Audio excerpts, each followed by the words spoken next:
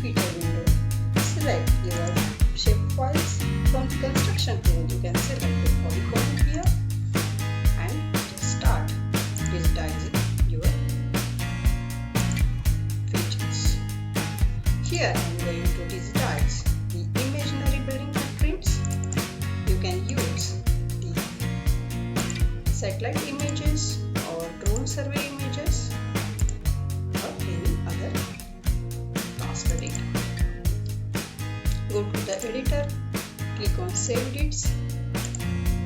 Again, go to editor and click on Stop Edits. I hope you like our video. Please don't forget to subscribe to our channel.